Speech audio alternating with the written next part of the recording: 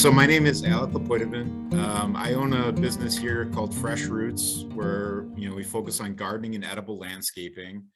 Also part of the Master Gardener program around here, and I'm on the board for the Waukesha County Green Team. And I didn't put it on here, but I'm also a very proud member of the Green Team's Permaculture and Gardening Group, which really is awesome. And we're like a little family that we just all get together and talk plants and try to get this stuff out to the community. So I will let Judy introduce herself here. Hi, everybody. I'm Judy Koenings. I joined the Permaculture Gardening Group last September, October. Actually a fairly new gardener when I think about it's only been a couple years. And been working with Alec this year on building a food forest. So I'll be able to share some of that with you later. Yeah, so tonight we are going to be talking about permaculture in our gardens. So it's really kind of taken some of these ideas of permaculture, which is, there's a lot of different definitions of it, but, I kind of boil it down to, looking at how nature grows and produces, and taking that idea and even scaling it down further from the permaculture methods into how we can use some of those ideas into our own personal gardens. So Joanne, if you want to click on. So here's kind of a definition that I threw together. Gardening with permaculture in mind. This is a holistic approach that really takes that idea of nature and looking at all the aspects of our the area surrounding our gardens and how we can pull that in and utilize it and take it into mind when we're designing and operating within our gardens. And this photo here is actually from a permaculture farm in Hawaii that I visited. And they've got these great like terraced plots that they fill with water to grow. I believe this was taro.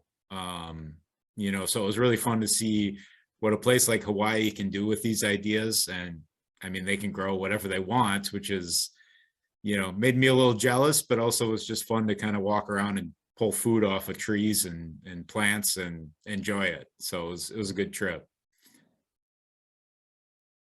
We can go to the next one. So where to start? This is what I run into a lot with customers and with people when I'm talking about gardening, which I tend to do wherever I am. But it's always, people have a big vision in mind, and it's where do you start? So if we look at this in a permaculture mentality, you really want to take stock of your surroundings, really spend some time. If you just move to a new place, it might take a full year to look at how that, how the sun hits everything, where water flows in your property, where the wind comes from, what sort of animals are coming onto your property. I mean, all these different aspects that you really want to observe first so that you have a good sense of your property and what you can do with it. And this demographic here is one of my favorites to describe, some of that planning stage.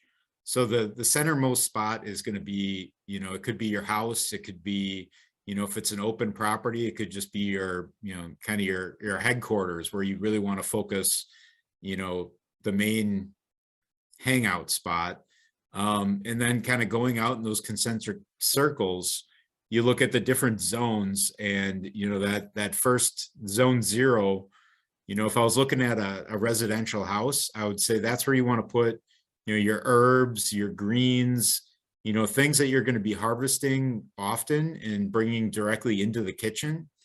And then as you go out from that, you might have, the vegetables that you're going to harvest maybe every once in a while. And then going further out in those circles, vegetables and fruits that you're going to harvest maybe once a year. And then even further out would be kind of your fruit orchards, your, things like squash that you're really going to give them some space to grow and really only go harvest every that one time a year. And then this kind of describes going out, and then you even have a zone of just nature, and that's areas where you go out and you kind of look and you get ideas, and you kind of get that relaxing, real natural feel for your property. And you can really take this model and put it onto any property. You might have to get a little creative with it, but it's really been a cool way to kind of map out where to put things and how to plan out your garden. So let's go on to the next.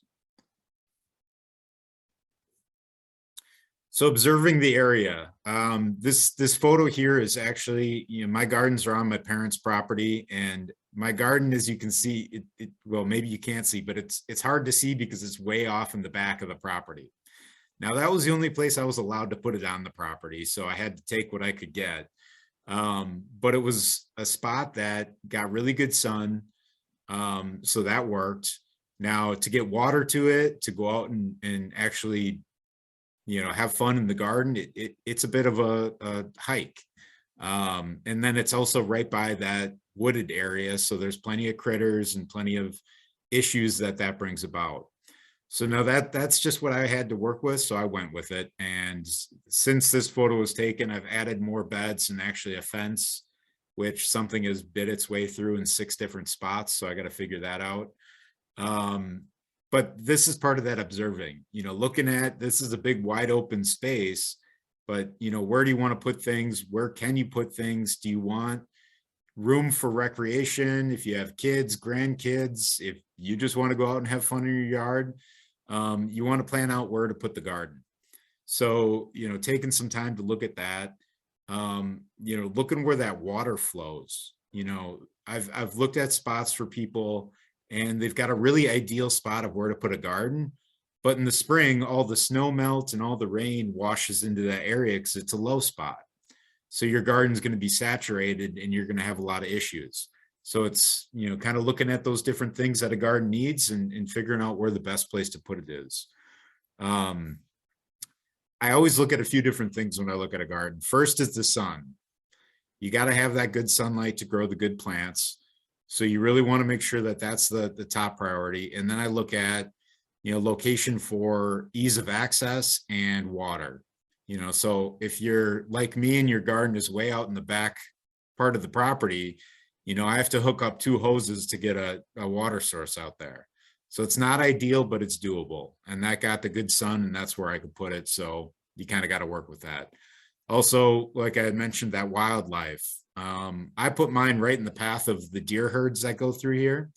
So that was a major issue, and they have several times come and taken my entire garden, and that's just frustrating. So it's knowing some of those things and realizing, okay, this might be the best spot for the sun, but it's also where all the deer congregate or whatever. I had sandhill cranes come and destroy my zucchini plant one year. Was not expecting that. So it was an unforeseen wildlife issue. So it's really looking at all those aspects and then planning where to go.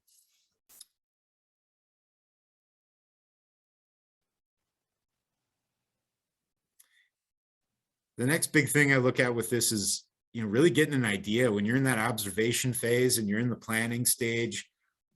What are you trying to do with the garden? How much food are you trying to produce? Is it a garden that you're just trying to have some fun with? Do you want to supplement a little bit of your diet? Do you want to go fully, I don't want to go to a grocery store anymore, so I'm going to grow everything? And that's going to help you determine how much gardening space you need and where you need to look on your property to put different plants. It's also key for, structures. If you're looking to put a fence in, well, you need enough space for, say, the raised beds to produce enough food, and then enough space for a fence. And then is that going to be in the way of anything? I've spent enough time cutting lawns that I encourage people to make it easy for them to cut the lawn. So you don't want to put it right dab in the middle of the lawn and have it be a square that's going to be really hard to cut around.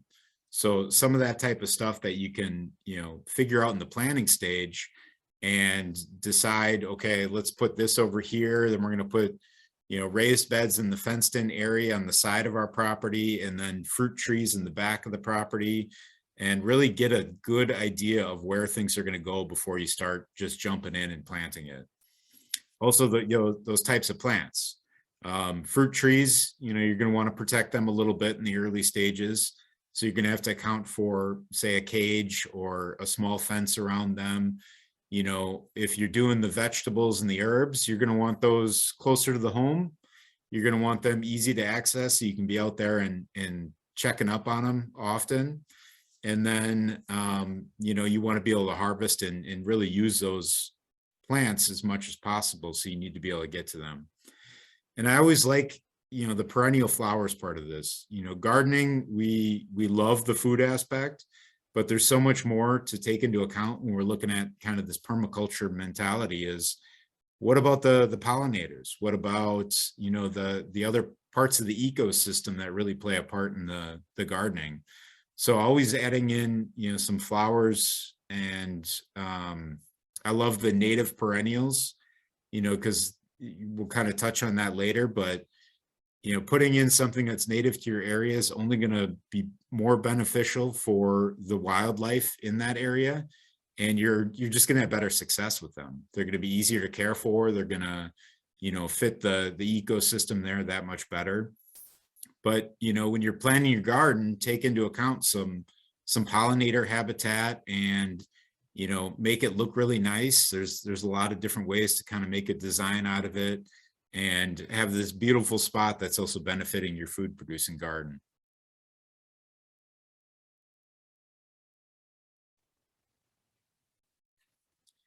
So design, we looked at location, resources. I always like to go over this because there's so many things that you can make a garden out of. Really, you know, I've said before, you know, anything that can hold soil can be a garden. It's just really being aware of that. You know, if you're using certain types of lumber or material, you want to source them properly so that you have stuff that's not going to leach toxins into your garden. I always recommend using cedar for the lumber because it's going to give you a longer lifespan. It's naturally pest and rot resistant, and it looks nice, but it's just a safe product to use. A lot of people like to go the lower cost route, and you're going to get into that treated lumber, and the jury's still out. I never like to use treated lumber for food producing gardens, unless you coat the inside with a product that's going to stop any leaching. But also stone. You know, this picture shows one of my first projects I did where they had this beautiful patio planting bed that was just filled with a couple of daylilies, and the customer really wanted a garden. So we took the daylilies out, we added in some good compost, and then planted all sorts of vegetables and herbs and edible flowers and everything in a nice design around this patio. And that brought the food producing plants right to the place where they're going to be hanging out, where it's close to the kitchen, and it's also in a nice decorative design so that it looks really good for people that are coming over. I've also made raised beds out of brick that were left over. You know, some people have questioned, you know, they say, hey, I've got all these railroad ties sitting around. Sure, it looks like a great material to build a raised bed out of, but that stuff has just a bunch of junk in it that could be really, you know, not so good for your health. Type of garden, taking into, you know, your design idea. Do you have a small space, a big space? Do you want to use your patio? Do you have a lot of yard space that you can put raised beds? That's where I look at containers are always a great place to start. You can have these plants really close to the home. And if you are working in a smaller space, you can move them around and give them better sun in different areas throughout the day or throughout the season. And they're just a good starting grounds. And then the raised beds being more of a permanent structure, making sure that you find the right spot in the beginning. And then if you do an in-ground garden, you know, taking all those spaces and everything into account is important. We go to the next.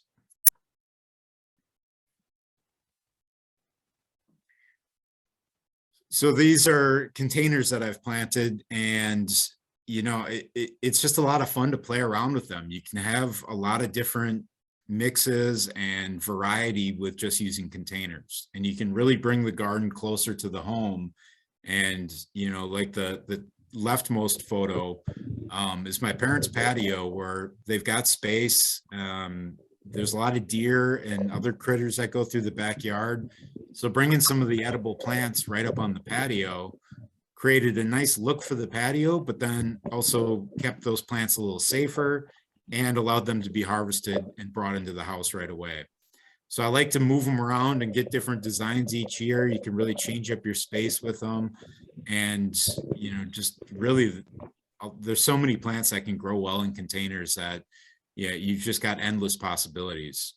That center photo is really kind of on the miniest scale of what you can do with like this permaculture idea. So in there, I've got strawberries, cosmos, and a sage plant. And all of those work well together. And you're getting an herb and a fruit right in one container. And then you're getting flowers to bring in some pollinators to help those plants. And it's all in one, whiskey barrel type container right there on the patio. So you can decorate it and make it look nice like this. And then, also grow food there. And I also, with this photo, I put some wood chip mulch in there, which is, we'll look at in later slides, but it's just a great way to retain more moisture in that soil. And as you're watering plants, it helps from any soil kicking up onto the plants and creating disease issues and all sorts of stuff that can happen with that, especially tomatoes. So I love how, I could use a little container like this and really do some fun stuff with it. And then the last photo there is, as you can see, just a bunch of random things that the customer happened to have laying in the garage. And we filled them with soil and drilled drainage holes. And they've got a bunch of different herbs there. There are a couple of strawberry plants and all this stuff just sitting right there in kind of a farm style decor right by where they're going to be relaxing, and they can pick strawberries and just enjoy the plants right close to the house. Next slide.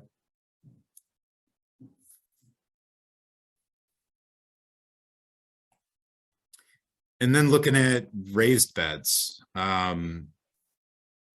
there are just a bunch of different types of, anything that's off the ground can be a raised bed. You can even just mound soil in your yard and use that as a raised bed.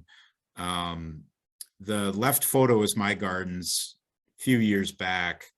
And with the stuff I've learned from permaculture, I always recommend mixing the herbs, the vegetables, and flowers together. Similar to that container that we just looked at, you just get everything in one small space. You're bringing in pollinators. Marigolds have shown, I know there's a specific variety that helps with certain pests. And then I also use companion planting, where you can find these different plants that work really well together, like tomato and basil. Those seem to be really well matched.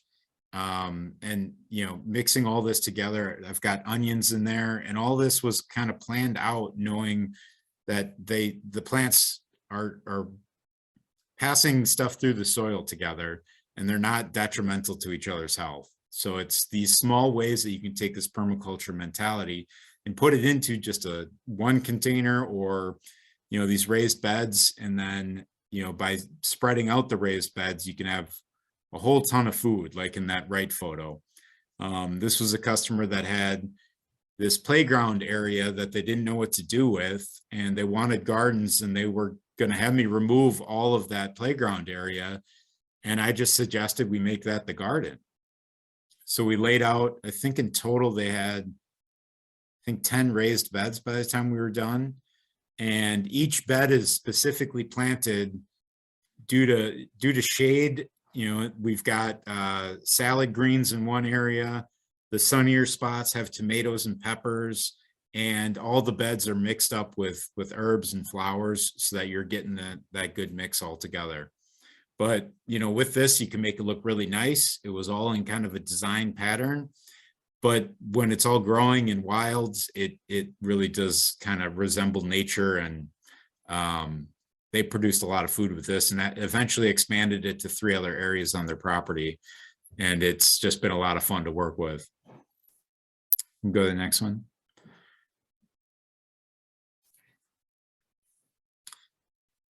So here we're getting into kind of some of the bigger permaculture ideas. The left photo is again at my parents' property where they had this berm in the back, and I extended it further out. And on the right side of the photo, this is always so weird, I can't point or anything. I've got some wildflowers planted. There's also, yep. And then there are some of the regular kind of landscapey decorative plants in there that my parents wanted. So there's a hydrangea, there's a butterfly bush, there are some hostas. And then I also have rescued plants from different properties and just started throwing them in there. So now there's snapdragons, there are tulips. I think I've put some astilbe in there. So mixing in these decorative flowers, but the two trees in there are actually plum trees. And then there are gooseberry bushes in the back side of it. And recently, last fall, I planted an espalier apple tree on the end. So that, you know, in this bed now there are, in a larger scale, you've got fruit trees, you've got fruit bushes, you have flowers bringing in pollinators, and it's all already in a planting bed. So it can be this decorative look, but as everything grows, you're going to have these different levels of food producing plants. And then the right photo I found online is someone that took their whole small backyard, but they just filled it with everything they could. And in there, they've got chickens, they've got a hoop house, they've got a greenhouse, and just as many plants as they could fit, apparently. But something like this, I just like to illustrate that you can really pack a lot into a small space. And with permaculture, you know, we like to look at all these different ways to grow food and utilize, you know, different structures, different containers, and also using different, you know, space ideas. So going vertical rather than spreading it out, all these different ways that you can really grow a lot.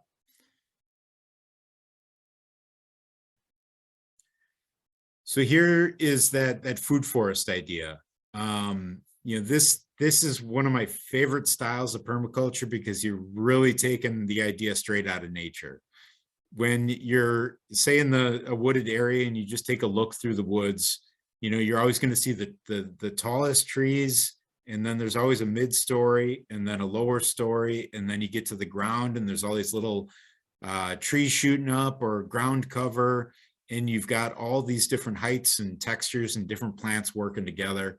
And that's what we're looking to do with the food forest. So you're taking that idea, but you're just utilizing food producing plants. A lot of times that highest tree is going to be either a nut tree or a fruit tree. And then you can go down to maybe a dwarf fruit tree, and then down to, you know, like a blueberry bush, and then could be some herbs or tomato plants, down to salad greens, or creeping oregano just shooting out as a ground cover. And with this, you're giving these plants all the space they need, but they're also working together. So with like fruit trees, you can set up a guild, which is a system of companion plants that work well together. And I know some of the great plants to put in. I think for Judy's, I put in a fig tree with strawberries and sage around the base to cover the ground, and then those two plants work well together, and they provide some root protection for the fig tree. So this mimics nature, lower maintenance, because you're just kind of letting it go wild, and you just can get an abundance out of an area that you can just kind of leave off in your property and go tend to here and there. And it also creates habitat. So you don't want too many critters taking up residence in your food forest, but it provides the shelter for the beneficial insects. You know, you're going to have a whole lot of life going on in this, and it's not that strictly maintained garden space that we may have gotten used to. So now I'm going to turn it over to Judy, and she's going to go over her food forest and show you some ideas of that. And we'll also show you a quick video. Thank you, Alec. Need to unmute. I put this little picture on here of a little I had a milkweed plant that was literally like this big. It had one shoot with about 10 leaves on it, and I got a monarch butterfly caterpillar. Um, I was watching him for a couple days, and all of a sudden he disappeared. So I don't know if he got eaten or what happened with him, but it was pretty exciting to see that. You can go to the next slide. So back in 2020, March of 2020, we all know what was happening in the world. COVID was starting, and between COVID and the fact that I'd spent about a year reading books on climate change and trying to figure out how I was going to live more sustainably on this planet, and also wanting to be more active and physically active, and learn some new things. All of that kind of became a perfect storm, leading to me deciding to build a garden. And I had gardened, I had tried to build a garden back when my kids were little, and I got very excited about planting things, and then then life happens and weeds take over, and it never worked. So this time I was determined. So I started out with 3 raised beds that I built myself, and quickly knew I wasn't going to stop at 3. But we got those started. My husband helped. We built the beds. We put up a fence to keep all those critters out. Eventually, we sheet mulched the walkways. So I had a lawn. Basically, I live in Menominee Falls, and we just have a half-acre lot, and the whole back half of our lot was just backyard was just lawn. So we built all of this on top of the lawn. Sheet mulched the walkways, so we didn't have to cut the grass in there, and actually was pretty successful that first year. I grew 160 pounds of vegetables. 40 of that was tomatoes and 50 was squash, summer squash. And I'll tell you, that's a lot of zucchini. But I figured out how to make zucchini pizza crusts, and everything was good. Later in that year, I started hearing about permaculture. And I think I had dialed into one of these Zoom meetings to talk about that or hear about that. And the idea of working with nature and mimicking nature was something that I knew I wanted to learn more about. And so I started learning with YouTube and the internet. I'm a visual learner, so listening to people and watching their videos was really, really helpful to me. And I just listed a few of the channels that I follow in case anybody wants to check any of those out.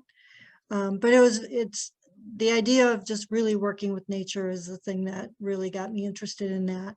You can go to the next slide, please. So as far as next steps, so that was 2020, and then in 2021, now I have 5 raised beds, but talking with my husband, he was getting tired of cutting all the lawn around the garden. And so we decided that we would like to build a food forest. And our goals for that was to reduce the amount of grass to cut, return our land to a more natural condition, and then produce food. And ideally with more perennials, so that I don't have to spend a lot of time starting seeds and planting things every year. So in starting, we needed to, as Alec just talked about, you need to have a plan. So I know where water pools in the back.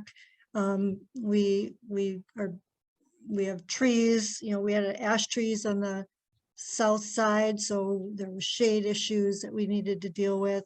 But really taking a look at our yard, look at our property, and figure out the best way to utilize that space. So I had worked with Alec to put a plan together and a design.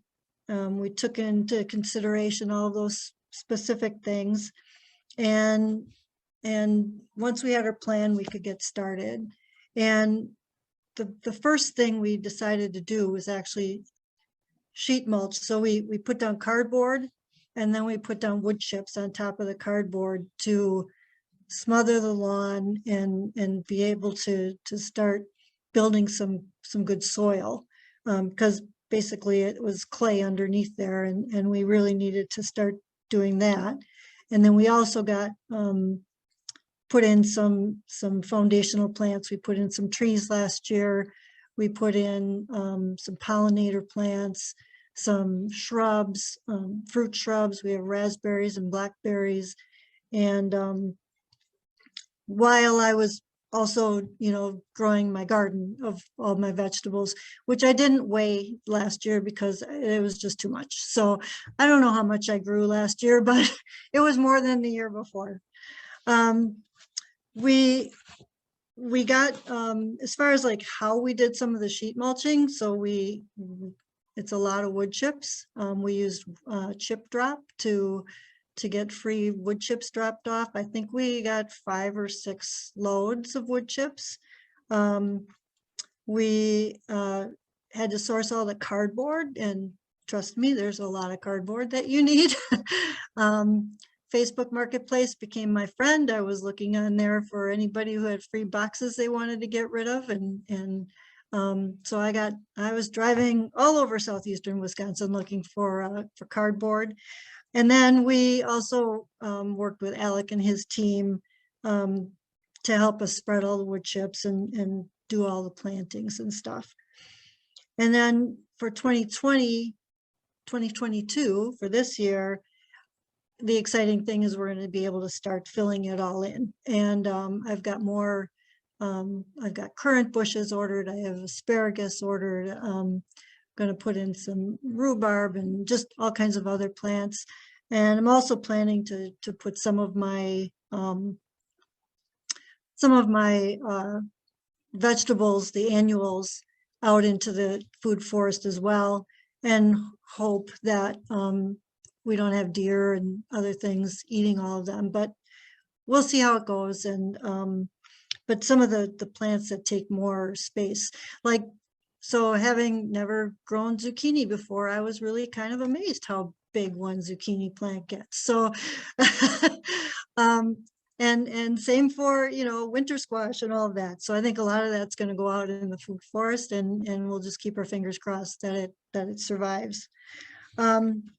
So now what we can do is go to, I made a little video about a week ago. It's about 5 minutes long, and just keep in mind it's March in Wisconsin, so where I say there's some raspberry bushes, just trust me that there actually are raspberry bushes there.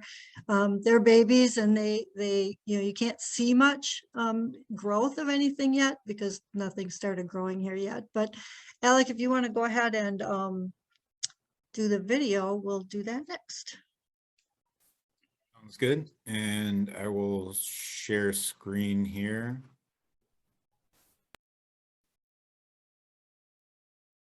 Through the food forest. The middle fenced-in area is a garden with raised beds that we started for annuals in 2020. But then last year we started building this food forest around the outside. On the side over here we have a couple spruce and ash trees that were there before. These little yellow pink flags that you're seeing are Egyptian walking onions that I was gifted in 2020 that created tons of little babies. So they're kind of scattered around in the garden, and the flags are just there so I know where they are. Along here we've got a couple blackberry bushes and raspberries. We're going to put a trellis up so that we can keep them in check a little bit.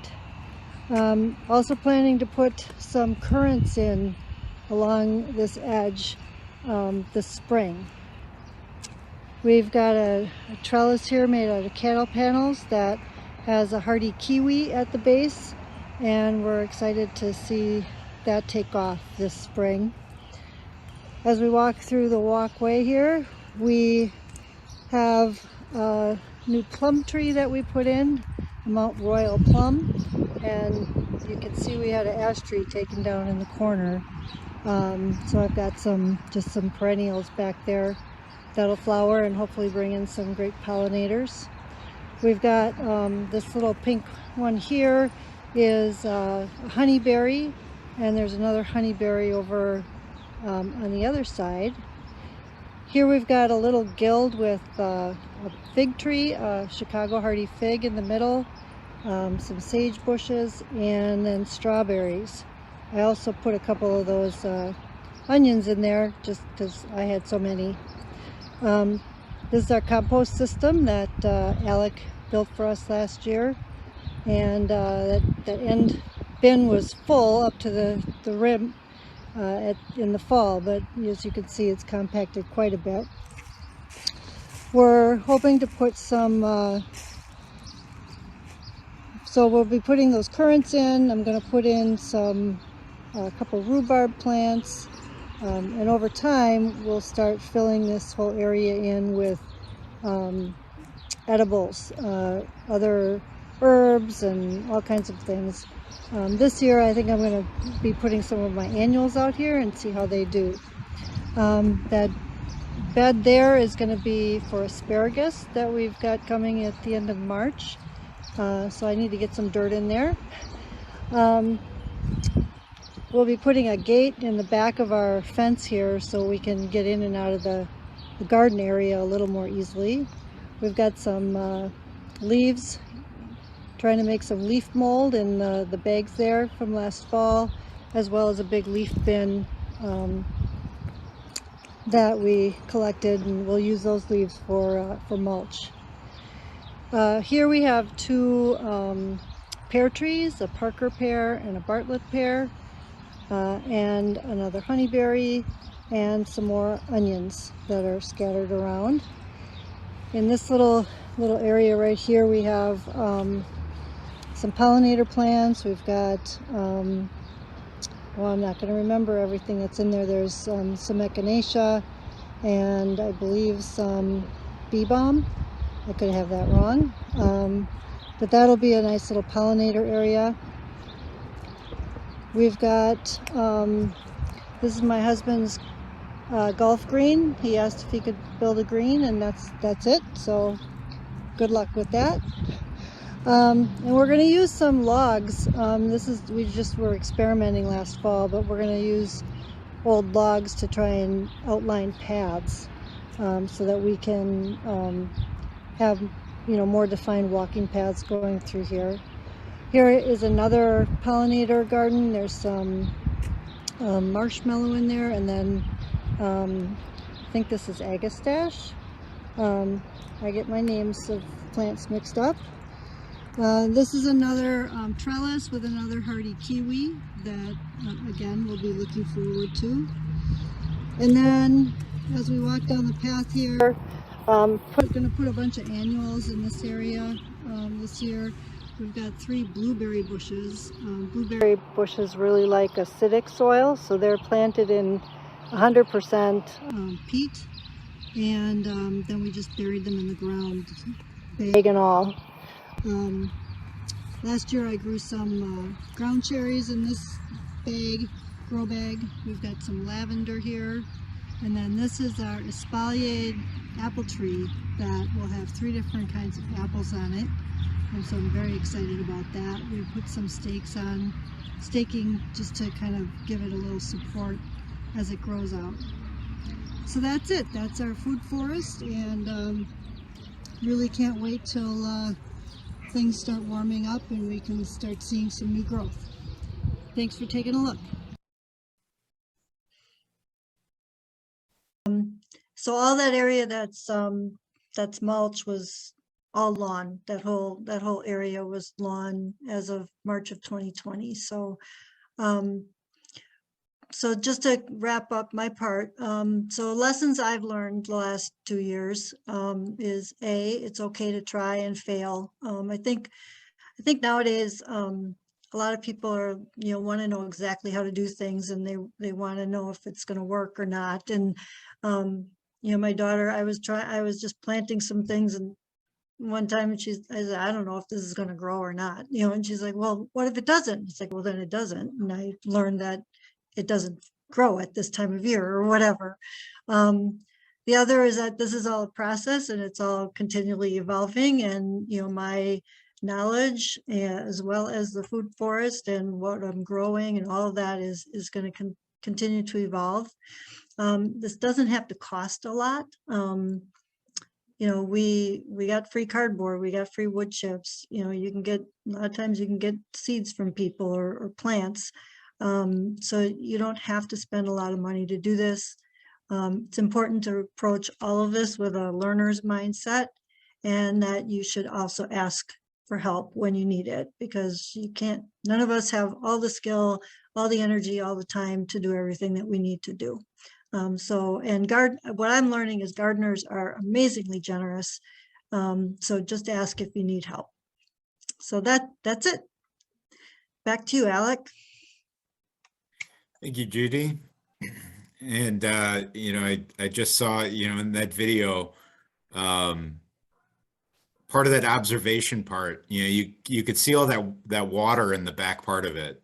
Mhm. Now, I would see that, not having seen that pool in the past when I was helping Judy with this, I would look at that area now and plan a bit of a rain garden there. So look at putting, you know, perennials in there that are going to be able to soak up that water in the spring and then deal with some drought later on. So that's a good way to kind of look at different times of the year and see, okay, so this happens every spring. So how do we plant and plan for that?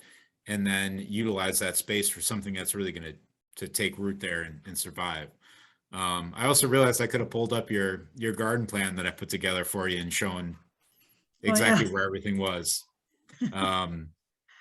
So here for the last part of the presentation, I just want to go over some of the permaculture ideas and some of the fun stuff that you can get into with your yard.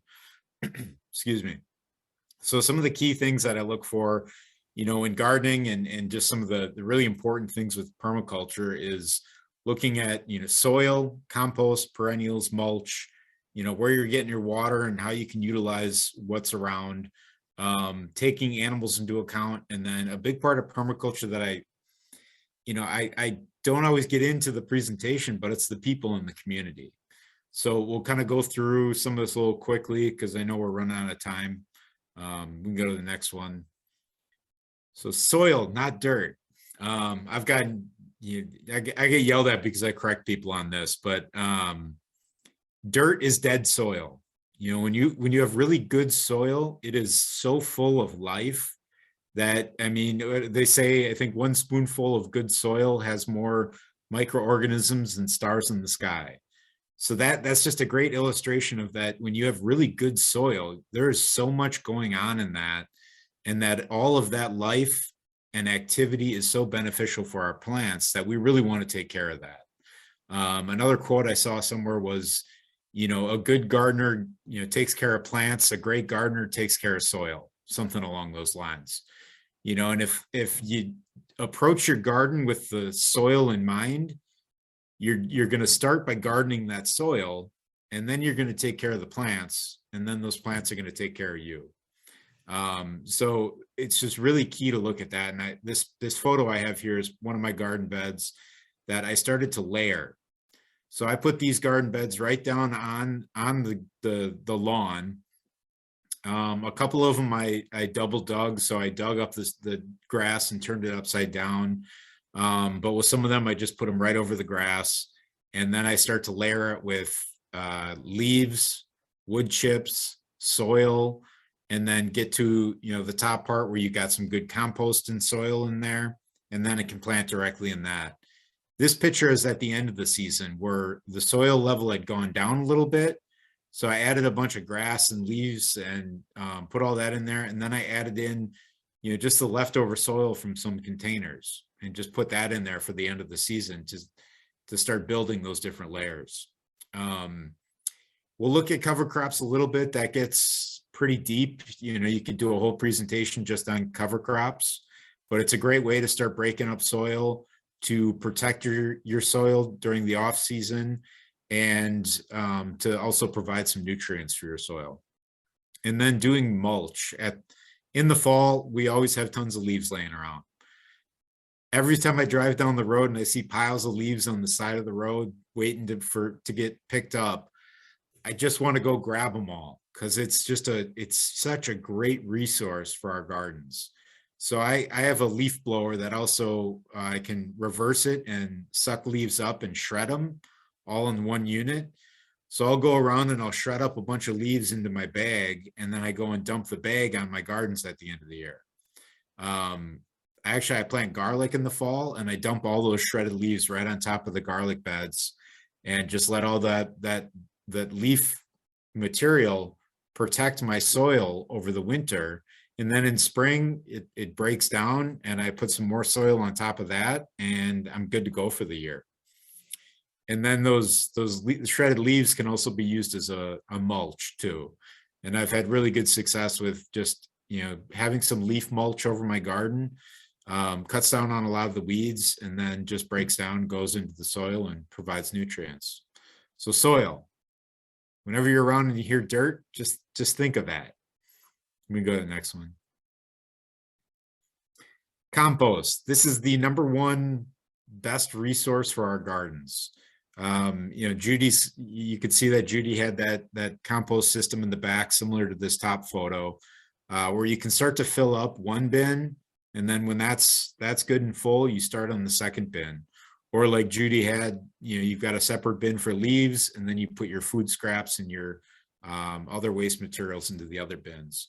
But compost is such a great way to keep waste material out of the landfills. It's real easy to collect all those kitchen scraps and go dump them in the compost. And, compost can be as simple as you'd like it to be, or you can get super nerdy and scientific and really into it. But really a compost system can be as simple as, that photo of me on the bottom, just dumping food scraps into a pile in a little fenced in area. When I'm really on top of it, I go and I turn that. I think last year I was so busy that I just kept piling it up, and it'll break down eventually. But it's just a great way to provide yourself with that great material for your garden, and to help the bigger picture by keeping these usable scraps out of the landfills where they just don't break down properly. Compost going into the garden, all that material is just feeding that microcosm of life beneath the soil. So you're really, doing all these different steps to help the planet, help, keep waste down, and then you're feeding your garden. And it's also helping break up soil. It's providing nutrients. It's just doing so much that I just can't say enough about compost, where, if you don't have a compost bin, jump on it this year. It can be a lot of fun if you don't mind the mess and the smell, which I now keep a little popcorn tin on the counter, and I put all the food scraps in there. Then I dump them into a bucket outside, and then that all goes in the compost. I wouldn't recommend the popcorn tin. Both my brothers have come over and they have opened it thinking it's delicious popcorn, and they just get hit with all this rotting food smell. I thought it was funny. They didn't. We can go to the next one. So perennial plants. This is, an overlooked part too, that I worked in landscaping so much that we put in all these plants that, they look nice, they're great, but, getting into these native perennials that provide for the ecosystem, we've got so many pollinators here in Wisconsin, at least, that need these plants around. So by looking at perennial, native perennial wildflowers and stuff like that to create these, excellent, beautiful habitats, is just a great way to start. Other sorts of perennial edible foods, you can get into the herbs that are perennial, like in Judy's food forest, where we put sage out there. She had the bee balm and the echinacea, and those native perennials as well. But looking at perennial food producing plants is huge with permaculture. So that bottom kind of right photo is a mulberry tree. I love mulberries. I used to work in the tree industry, and customers had us cutting those down all the time, and it just is such a shame. They grow, like crazy around here, and people just don't realize that they can eat them. On my parents' property, there are 4 mulberry trees that have been there, and we didn't even know they were mulberry trees. But once I started planting wildflowers in the gardens, this might be anecdotal, but I do believe adding all those extra plants to the property helped them start to produce. So it was 20 years and nothing had grown on them. And then all of a sudden there's fruit every year, and I can't eat them fast enough. And they're just fantastic. And you can utilize that. And those were just growing wild. So they became part of the food production on the property, but they had already been there. So it's a great way to look at what's already there on your property and how can you help those along too. So yeah, some examples, fruit trees and bushes. Raspberries are great around here, blackberries, the gooseberry, currant, all these different fruit bushes that we can plant in different parts of our property, and have these perennial food producing plants around, and also make them look kind of nice in the landscape. Mulch. This is another just key thing that is just absent from the traditional gardening style. With mulch is kind of a loose term. It can really be all sorts of different things. The typical is going to be the wood mulch, shredded trees or brush that you might have around that you can shred and use that as mulch. It's great for paths, great for putting around gardens just to keep grass down or weeds down. But it can also be, leaf mulch. You can use stone mulch for paths. This photo I just threw on today because, I had all this grass growing around the gardens and I really didn't want to go and cut it all down. So I just hand pulled it and threw it right in the garden. And now that acts as a weed barrier, as a mulch, and it's going to break down and just add to that soil there.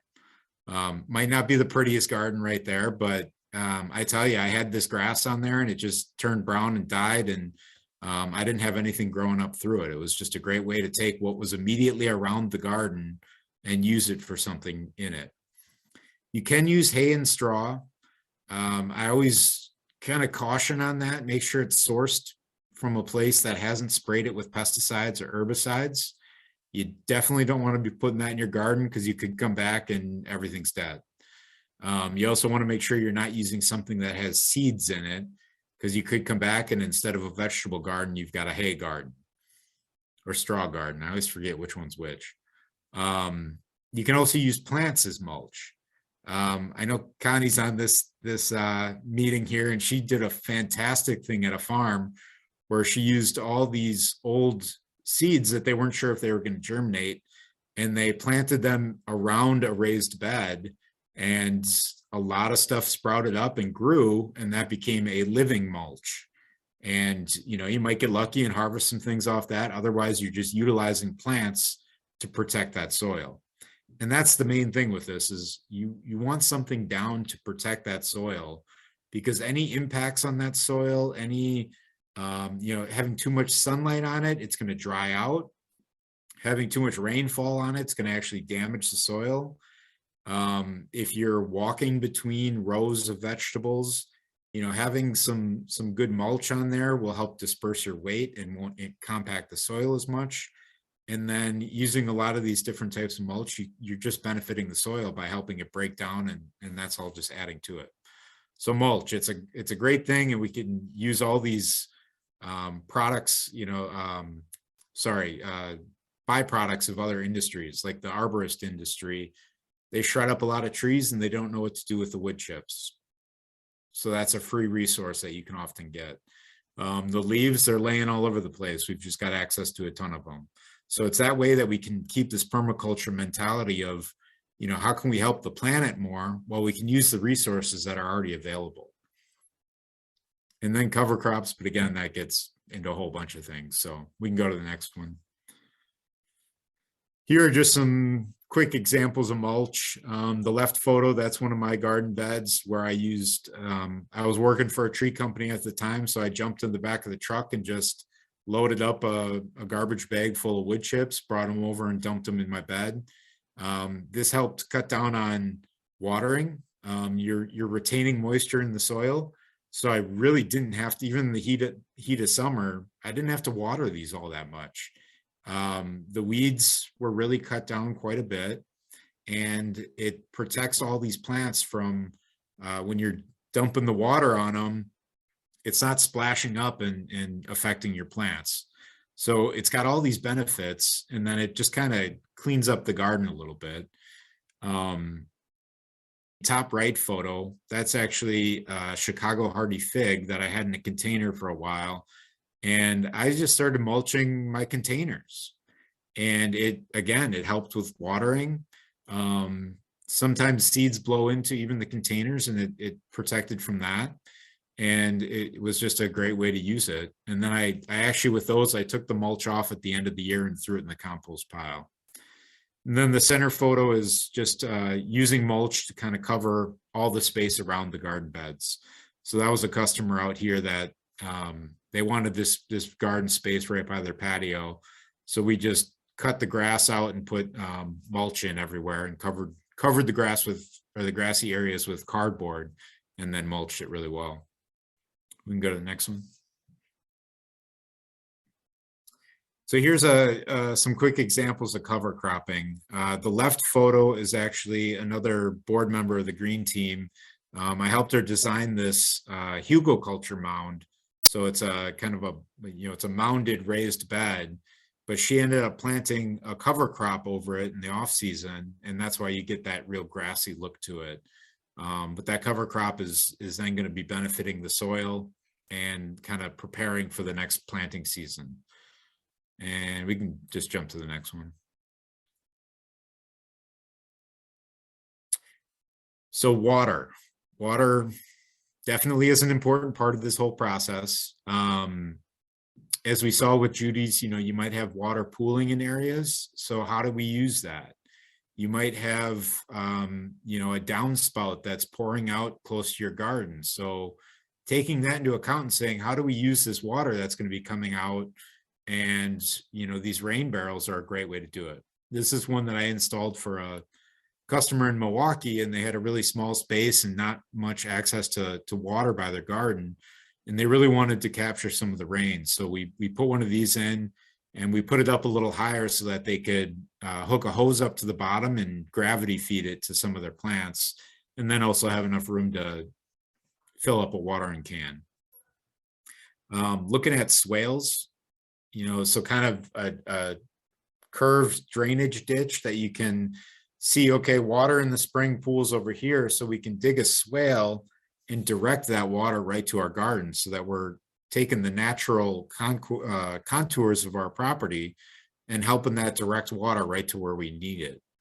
And you can really get into some complicated big projects with that and create ponds or water retention areas that you can then use that as a resource. And then rain gardens. We've been really promoting that around here. The Milwaukee Sewage Department, I forget their actual name, they've done a great job of providing resources and everything for people to put in rain gardens, because then that helps keep a lot of that rain water out of the sewage system, which then has to be processed and everything. And instead, we can just keep it right on the property, and let it go into the soil and take care of some plants. And it's just really cool to see that they've got programs around that. We can go to the next one. So animals, won't go into too much with this. Highlight things like bees, having those flowers around, picking the right, the right plants for the right pollinator that you're looking at. It's just a great way to help those pollinators that are really hurting right now. We have so many varieties of bees, and a lot of them are really struggling to keep up and do what they need to do. So planting, specific flowers and having different structures, even like a bee house, which is really easy to look up and make one yourself. But focusing on some of those animal aspects too.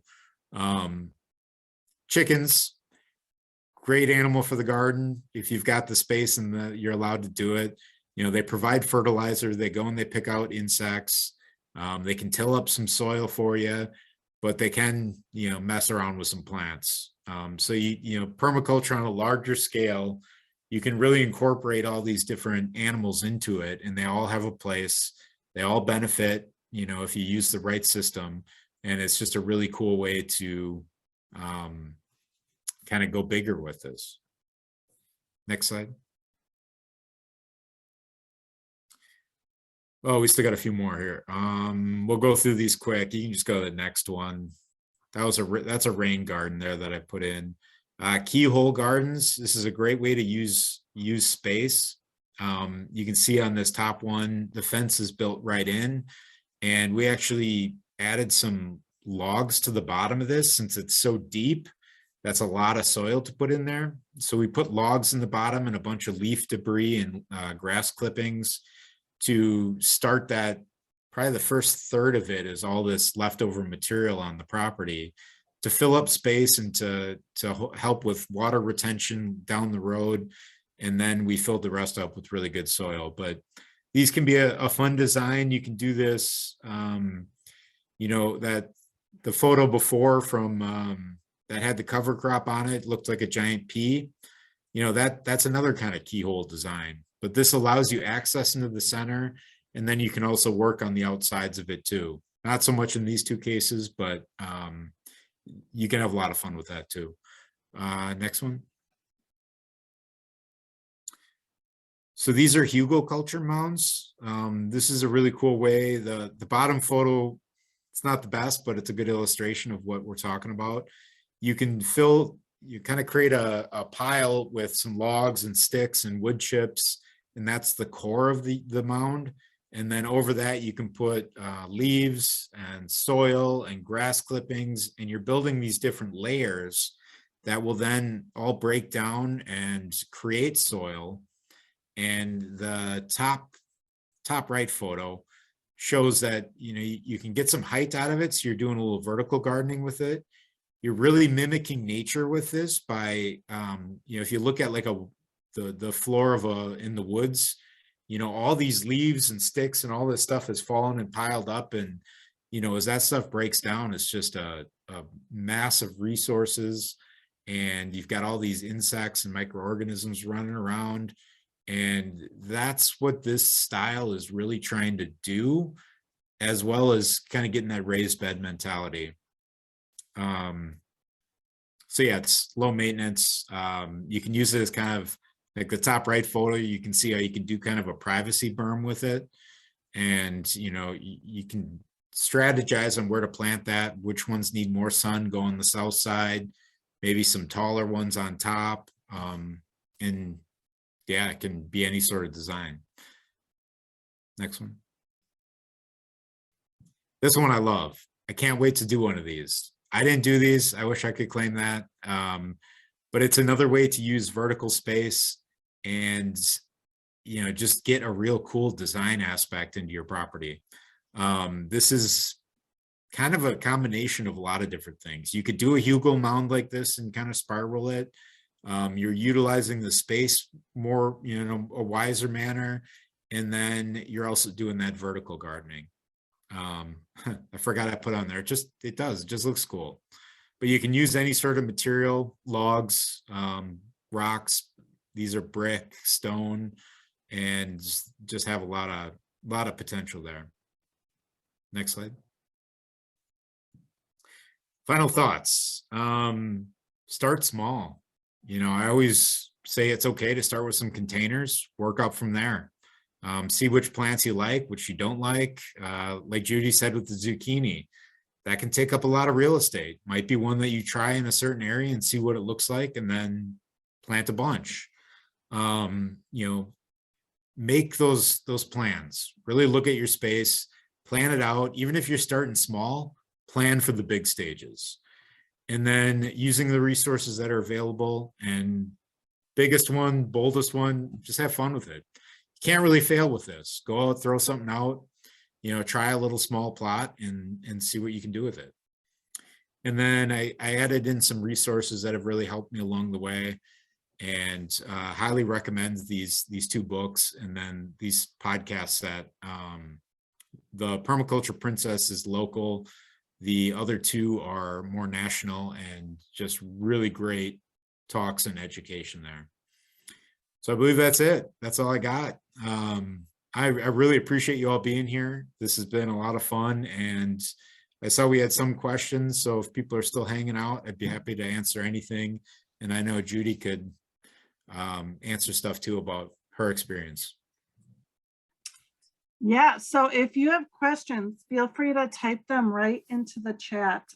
There was some conversation as you were talking about wood chips, and really about kind of cautioning people that free municipal wood chips may not always be the safest. So we have jumping worms around here, so you could transfer jumping worms, or you might end up with black walnut or some other undesirables in those free wood chips. Yeah, I always caution with any resource that you're collecting. I mean, best place is right on your property where you know exactly what is there. Otherwise, you just don't know what you could get. Those free municipal sites are excellent. But yeah, you could get jumping worms. You could get material that's been treated with herbicides or pesticides. You could bring in plant diseases through the compost. You know, all these different things that you just need to be aware of. But talk to other gardeners. Everyone's willing to share in the gardening world. Mm-hmm. And then there was a couple recommendations for where to pick up some free things, like what Judy was saying about the need for cardboard. So appliance stores often have huge pieces of cardboard. So that's a place to look. And then also to check with your local public library, because a lot of them have seed libraries with them. So you can get some seeds for free, and then they just ask that you donate back when you're able. So that's a great resource. So I don't see too many questions coming in, but I have a question, Judy, because I have never heard of hardy kiwi before. So I'm really excited to try it. Have you tasted hardy kiwi? Has anyone? No. Oh, Alec has. Alec, what is hardy kiwi like? So it is a kiwi. Oh. It is the same as that fuzzy brown kiwi that we are so familiar with from New Zealand, but this is a grape-sized kiwi that doesn't have the fur on it, doesn't have that brown fur. So it's a grape-sized kiwi. It grows on a vine. It's hardy up to sometimes -50, -60 degrees, and is actually the varieties are from Russia, northern China. And you know, a mature vine can grow very extensively, and you could harvest up to 100, 200 pounds of fruit off of it. Wow, I'm really excited to try that myself. I have some trellises like Judy's that that need something on them. So I think you need, Alec, correct me if I'm wrong on this, but you need like a male and a female, right? You need Okay. two to Yeah. pollinate each other. Yeah, and you definitely need a sturdy structure. And so Judy's there's a male on one of those trellises and a female on the other. And they need a sturdy trellis because they can get quite big, and they can grow up to a foot in a day. They can really take off. So okay. when it comes to planting, you really want to know how the plant grows and Yeah. where it's going to go. That's why we kind of had hers situated where they were. Ooh, maybe I'll just come see yours first, Judy. There you go. You're welcome to do that. All right. Oh, and then how heat hardy are those hardy kiwi? Do you know that, Alec? I don't know. Like if you're looking to grow them like down south, I'm not sure, honestly. I've just looked for them at, for Wisconsin, and I know they're plenty hardy up here. You know, the winter's the one we really look at, and they survive here just fine. Yeah. Did you say, Judy, that you planted a fig tree? Yep. Yeah, we have a Chicago hardy fig is the variety, and I tried to build like a a protection around it. I had, those rose cones and stuffed it full of leaves and did all this stuff. And the first like big windstorm that we had, it just all blew right off. So I'm not sure. I think Alec, you had said you had one, and it'll just grow from the base. I think if the trunk that was there doesn't survive the winter, but it should be fine. But it's a Chicago hardy is what it's called. All right. Okay, so all right, there are not too many other questions. But I'm really excited. Judy, maybe sometime in the summer we can see what it looks like back there, because that's really exciting to see the planting, happen, and to see the transformation. That was really neat. I enjoyed the video. So, Right. and I'm excited to look up some of these plants that you planted, because I didn't know there was an Egyptian walking onion. So now I'm going to look that up too. I don't know what that is. So.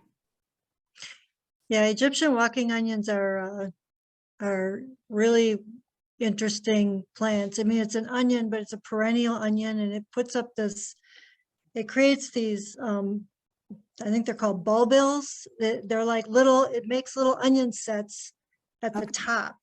And it's called a walking onion because that whole thing will fall over. And then those bulbils start to grow in the, 2 feet over where the original plant was. And then it'll just kind of keep walking across your yard. But I had like 50 bulbils that I didn't know what to do with. So I might be able to like start a store or something for Egyptian walking onions that I'll be able to fund all of my gardening projects going forward, selling those. Oh, awesome. So, all right. Well, thank you. We will see you all again really soon. So, all right. Have a good night, everyone. All right. Thanks. Thanks, everyone.